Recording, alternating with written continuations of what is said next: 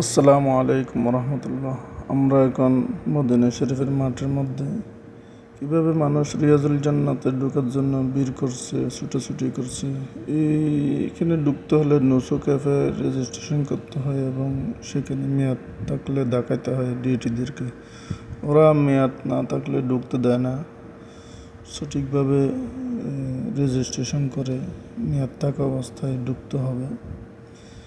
সাধারণত পুরুষদেরকে 12টার পর 2টার পর থেকে ঢুকতে দেয়। মহিলাদেরকে দেখছি 9টা থেকে 8টা থেকে ঢুকার জন্য পারমিশন দেয়। এটাই হলো মদিনা শরীফের রিয়াজুল জান্নাতে ঢোকার জন্য দৃশ্য। আপনারা দেখলে বুঝতে পারবেন, যারা আসবেন তারা তো দেখবেনই সরাসরি।